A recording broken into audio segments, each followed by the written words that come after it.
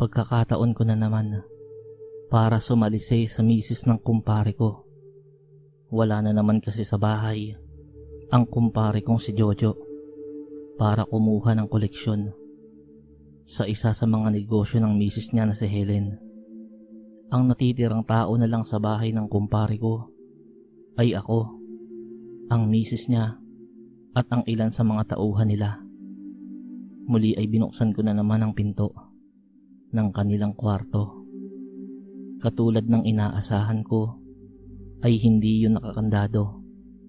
Palagi namang ganoon ang pintong yun sa tuwing umaalis ng bahay si kumpare. Wala akong pangambang nararamdaman na baka mahuli kami ng mga tauhan nila. Si Helen na ang bahala sa bagay na yun. Ipag-utos lamang kasi nito sa mga tauhan nila na walang papasok sa loob ng bahay at manatili lamang sa labas para magbantay, ay agad na sumusunod ang mga yun. Pagpasok ko sa loob ng kwarto ay naroon na nga sa ibabaw ng kama si Helen. Nakatihaya ito at suot-suot lamang ang kanyang panloob. Nalalantad ang kaputian nito at balingkinitang katawan. Tila isang ulan na nanghahalina, nananabik at naghihintay na may tumikim. Sobrang amo ng mukha nito. Mapang-akit ang malalakit nitong titig na nagbibigay ng hudyat para simulan ko ang magiging digmaan sa pagitan naming dalawa. Madali kong tinanggal ang lahat ng aking saplot sa katawan. Mabilis kong sinugod ang magandang katawan ng misis ng kumpare ko. Nagmistula akong mandirigma na hindi tumitigil sa pagsabay sa ritmo ng labanan sa pagitan naming dalawa. Walang umaayaw, walang sumusuko. Makailang beses kaming nagpakasawa sa isa't isa hanggang sa makaramdam ako ng pagod. Matapos naming gawin ni Helen ang pagtatampisaw sa kaligayahan, ay ininguso na nito sa akin ang lamesa sa isang bahagi ng kwarto nila. Permiso yun na pwede kong kainin ang alinmang karneng nakahain sa ibabaw noon. Madali kong tinungo ang lamesa, umupo sa upuang naroon at sinimulang lantakan ang mga karneng nakahain. Ibang klase talaga ang mga karneng yun. Napakasarap. Mas malinamnam pa sa ordinaryong karneng natitikman ko sa iba't ibang kainan. Ano nga naman ba ang aasahan mo sa isang may kayang pamilya? Siyempre ay masasarap na pagkain. Matapos kong busugin ang sarili, ay agad kong pinagdadampot ang mga kasuotan ko na nagkalat sa sahig at saka isinuot. Inihatid lang ako ng tingin ni Helen nang lisanin ko ang kwarto nila.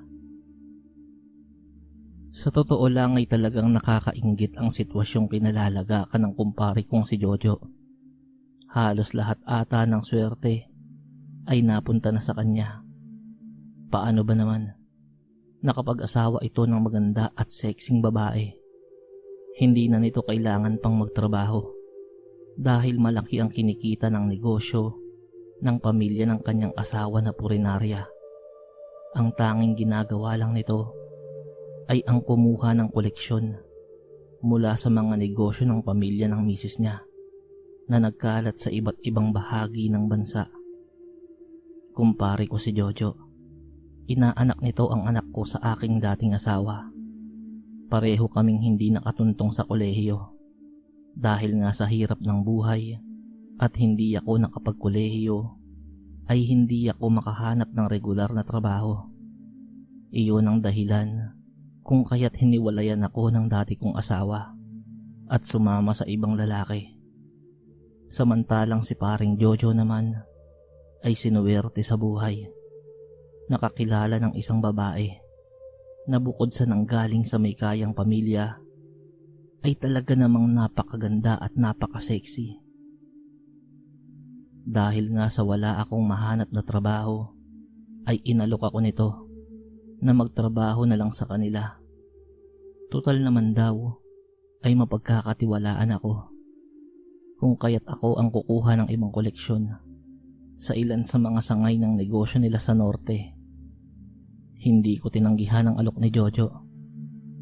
Bukod kasi sa disente ang magiging sahod ko, dumagdag pa yung unang beses na nakilala ko ang misis niya. Hindi ko alam kung napansin ba ng kumpare ko yun. Noong ipinakilala niya kasi ang misis niyang si Helen sa akin, ay panakaw yung kumindat sa akin na sinundan pa ng mapang-akit ng ngiti. Ang totoo niyan ay ayokong magtaksil kay Jojo, ni hindi sumagi sa isip ko na lokohin ito. Maraming pagkakataon na inaakit ako ng misis niya at palagi ko naman yung naiiwasan. Ngunit isang beses, nakaamoy ako ng amoy ng inihaw na karne sa loob ng bahay. Hinanap ko ang pinanggagalingan ng amoy na yun. Tinungo ko ang kusina, pero wala roon ang pinanggagalingan ng amoy. Nilibot ko ang kabuuan ng bahay at natuntun ko kung saan nga ba nanggagaling ang amoy na yun. Sa kwarto ni kumpare at ng misis niya. Noong mga panahong yun ay wala si kumpare. Mas maaga itong umalis para bumiyahe at kumuha ng koleksyon. Sakto namang bahagyang nakabukas ang pinto ng kwarto nila. Sinilip ko ang loob noon. Walang tao. Tapos ay makikita sa lamesa ang napakaraming inihaw na karne na nakalagay sa tray. Oo nga pala, maselan sa pagkain ng misis ni kumpare. Hindi ito kumakain ng gulay at prutas. Hindi rin ito nagpapaluto ng karne sa bahay nila.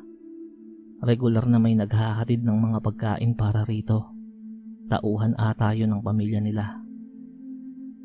Nang masiguro kung wala ngang tao sa loob ng kwarto, ay naglakas loob na akong pumasok. Kukuha ako ng kahit isang hiwa lang. Talaga kasing naglalaway ako sa amoy ng inihaw na karning yun. Nang dumampot ako ng isa, ay hindi ko napigilang isubo at kainin yun.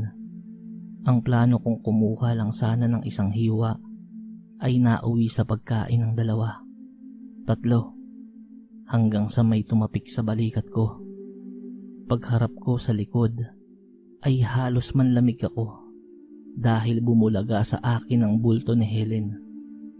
Nang bumalik ako sa kamalayan ay sunod-sunod ang paghingi ko rito ng tawad at pangakong hindi ko na uulitin ang aking ginawang pagpasok sa kwarto nila.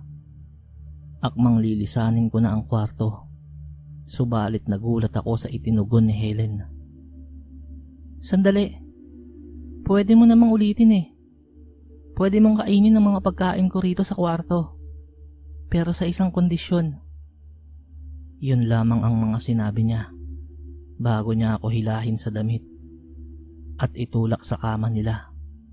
Napakabilis ng pangyayari. Tinanggal niya ang lahat ng saplot niya sa katawan at padambang kumubabaw sa akin. At doon na nga nagsimula ang pagtataksil ko kay kumpare. Paulit-ulit yun. Papaligayahin ko ang misis ni kumpare. At pagkatapos ay maaari na akong kumain ng alinman sa pagkain niya na nakahanda sa kwarto nila. Isang beses ay isinama ako ni kumpare na lumabas. Pumunta kami sa isang beer house. Habang nasa lamesa kami, ay nasabi niya sa akin na yung mga oras daw na katulad noon na nag-iinom siya ay ang pinakamasayang araw para sa kanya. Kailangan niya raw iyon para malimutan ang problema niya. Nagtaka naman ako sa mga sinabi niya ngayon. Problema? Teka pare, anong problema? May pera ka, may negosyo, tapos ay napakaganda pa ng asawa mo. Anong problema? Pagtatanong ko sa kanya. Hindi kaya nakakakutob na ito na pinagtataksilan namin siya ng misis niya? Pero hindi maaari yun. Sobrang maingat kami ni Helen sa mga pinaggagawa namin. Pare, kung ako lang ang tatanungin ay gusto ko nang lumayo. Pero hindi pwede. habang buhay na akong nakakulong. Seryosong tinig nito, sabay lagok ng bote ng beer na hawak niya. Oo nga pala pare, binabalaan kita. Ayokong makikipaglapit ka ng husto sa asawa ko. Ayokong mapahamak ka. Iyon ang huling sinabi ni kumpare. Dahilan ng aking pananahimik. Parang binuhusan ako ng malamig na tubig dahil sa sinabi niyang yun. Maya-maya ay iniba niya ang usapan. At natapos ang gabing yun na ibang paksa ang aming tinalakay. Isang araw, maaga na namang umalis si Jojo. Pagkakataon ko na naman para sumalisi sa misis ng kumpare ko. Wala na naman kasi sa bahay ang kumpare kong si Jojo para kumuha ng koleksyon mula sa isa sa mga negosyo ng misis niya na si Helen.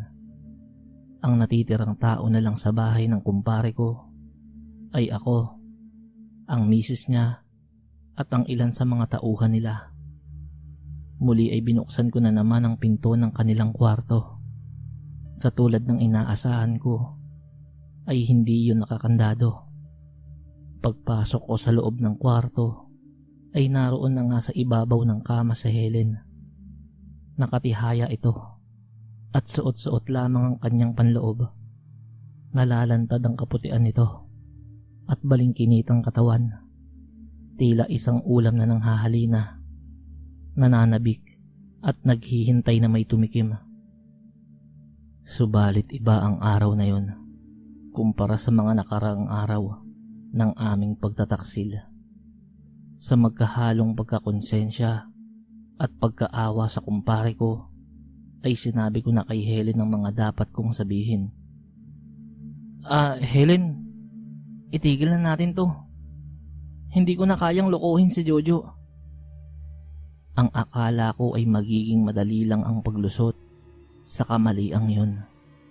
Subalit nagulat ako sa mga isinagot sa akin ni Helen. Ano? Matapos kitang pakainin ng mga pagkain kong karne ng tao, bigla mo na lang akong tatanggihan?